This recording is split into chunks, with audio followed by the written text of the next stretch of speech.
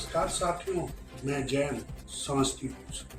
साथियों, किसी भी राष्ट्र या समाज का एक शिक्षा व्यवस्था एक रीढ़ होती है और शिक्षक उस रीढ़ के मजबूत स्तंभ होते हैं। साथियों, जब तक शिक्षक सुरक्षित नहीं है तब तक राष्ट्र सुरक्षित नहीं है। जब तक शिक्षक समृद्ध नहीं है तब तक राष्ट्र या समाज समृद्ध नहीं हो सकता। इन्हीं चंद शब्दों के लिए, इन्हीं अपनी जरूरतों के लिए शिक्षक समाज ने कल महापंचायत आहूत किया था, परंतु हमारे ही शिक्षक समाज से शिक्षक साथियों ही ने ही महापंचायत पर प्रश्न चिन्ह और उंगली उठाना प्रारंभ कर। साथियों, मैं बताना चाहता हूं कि जननी जन्मभूमि स्वर्ग से भी महान होता है। शिक्षक संगठनों का संगठन जो है वह जननी है। जन्मभूमि और जननी ये स्वर्ग से भी महान होता है। जननी जन्मभूमि स्वर्गदपि गर्यसी, यानी जननी और जन्मभूमि स्वर्ग से भी महान होता है। शिक्षक का जो समूह है वह हमारी जननी है। साथियों, मैं यह बतलाना चाहता हूँ, ये कहना चाहता हूँ कि आखिर क्यों, कैसी वजह हुई जो महापंचायत जब हुई तो विभिन्न साथियों के द्वारा यह प्रश्न चिन्ह खड़ा करना शुरू कर दिया गया कि जो ये गलत हुआ, ये गलत हुआ, वो गलत हुआ, ऐसा नहीं होना चाहिए। आखिर क्यों? मैं ये बात मानता हूं कि कोई संगठन खराब नहीं होता है। संगठन के नेतृत्व करने वाले एक दो व्यक्ति खराब होते हैं। साथियों, तो वो तो सत्ता आपके हाथ में है, वो ताकत आपके हाथ में है।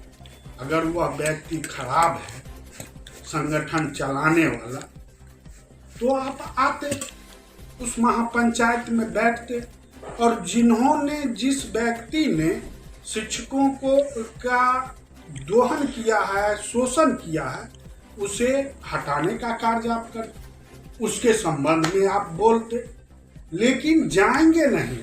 किसी भी बैठक या संघ का बैठक हो या कुछ भी हो, उसमें जाना नहीं है और हल्ला करना, बोलना, ये संगठनकर्ताओं के, नेतृत्वकर्ताओं के मनोबल को तोड़ने का कार्य करते हैं।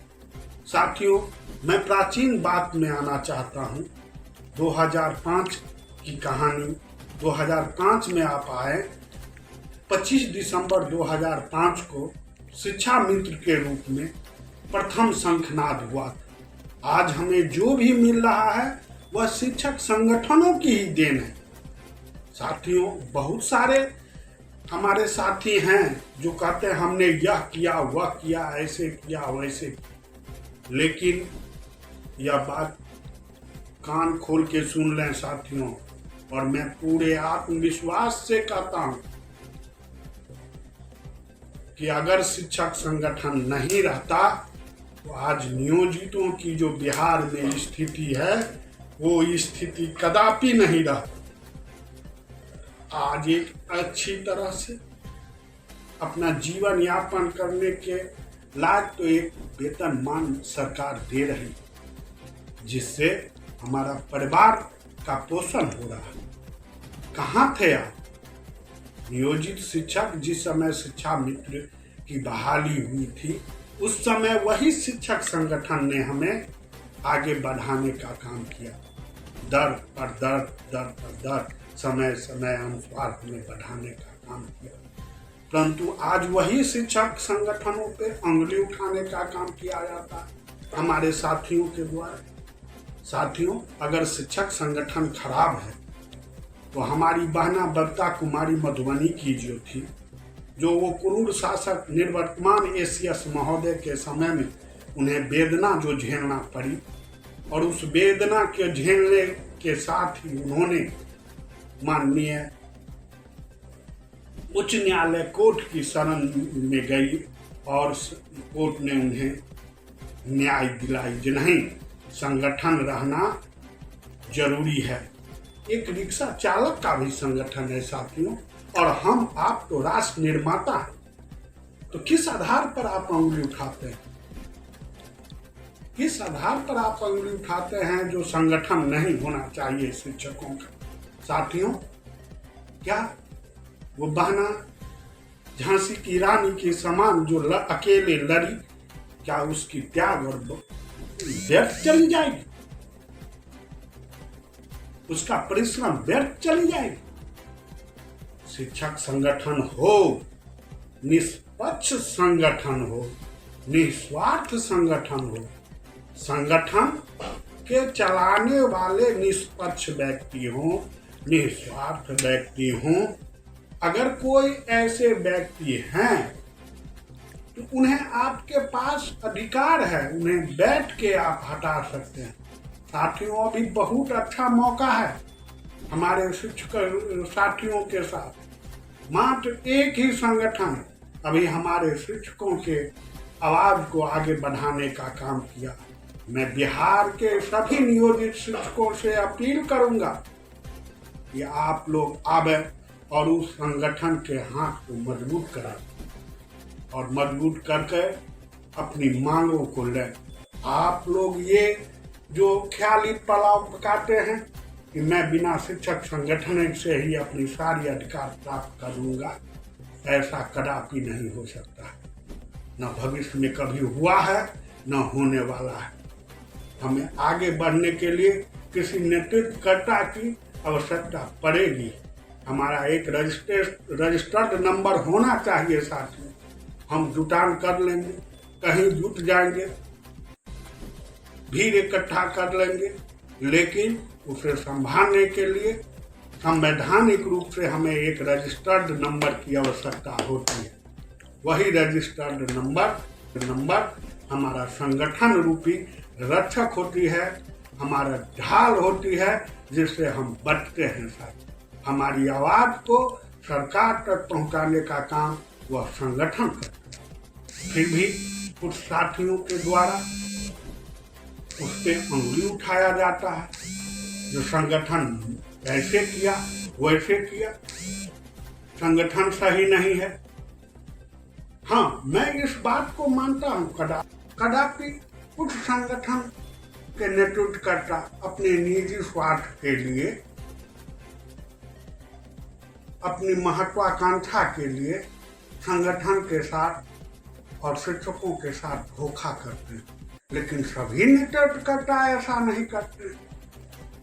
मैं बात उस संगठन का कर रहा हूं जिसने कल महापंचायत बैठाया था और जिसने हमारे साथ, हमारे शिक्षकों के साथ धोखा दिया, वो उस महापंचायत में उपस्थित नहीं हुए, उनकी आत्मा गवाह नहीं दी। मैं उस महापंचायत में कैसे उपस्थित हूँ? परंतु जो साथी हमारे निस्वार्थ भावना से शिक्षकों की आवाज को आगे बढ़ाने का काम करते आ रहे हैं, दशकों से आ रहे हैं, वो उन साथियों ने महापंचायत का आयोजन किया और शिक्षकों की आवाज को आगे बढ़ाने का कार्य प्रारंभ किया। साथियों, विश्वास एक बड़ी चीज होती है। आज बहुत सारे साथी हमारे बोल रहे हैं जो संगठन ने हमको यह कर दिया, संगठन ने हमको यह कर दिया। क्या आप में कमजोरी नहीं है?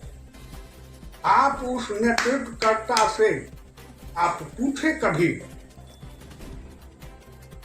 जो साथियों हमारी जो मांगे हैं वो क्यों नहीं मांगी जाती?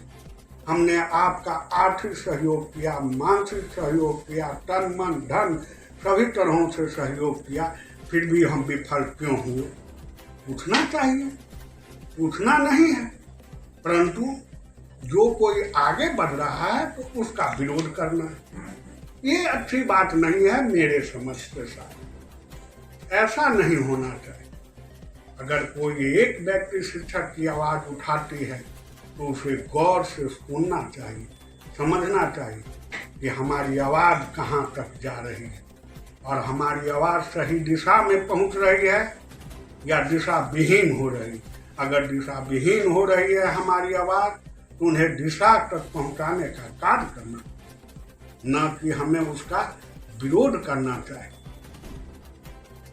आज भी कई ग्रुप चैनलों में मैंने देखा कि नहीं, नियोजितों का एक अलग संगठन होना चाहिए, उसका एक अलग बैनर होना चाहिए, जो बैनर राज्य से प्रखंड स्तर तक हो। तो भाई फिर वही तो दुकान की हालत होगी जो कुछ समय पहले बिहार में शिक्षकों के संगठनों को लोग दुकान के तरह मानते थे। फिर वही हाल होगी।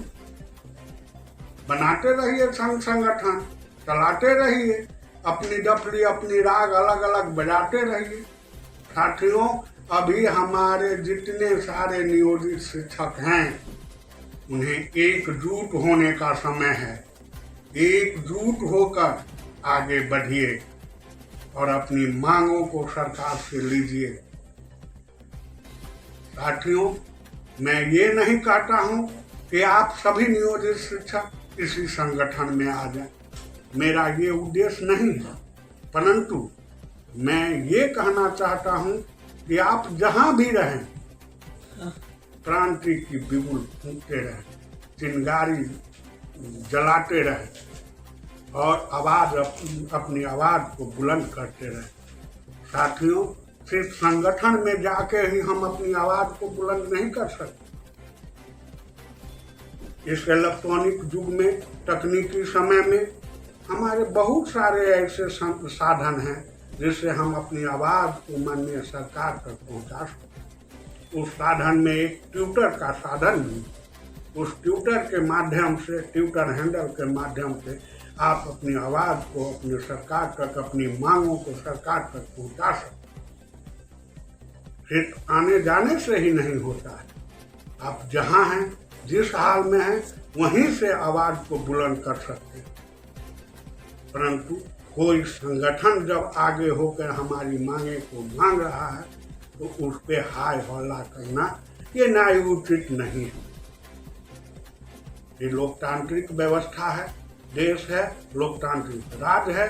इसमें सबों को अपने मांग को अपने सैद्धांतिक रूप से रखने का अधिकार है।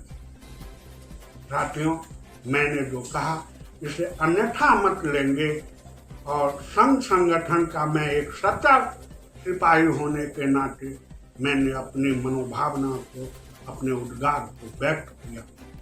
आप लोग भी निश्चित रूपेण गंभीरता रूपेण इसे सुनेंगे और सुन के मेरे वीडियो को लाइक और बटन दबाकर सब्सक्राइब निश्चित रूपेण करेंगे।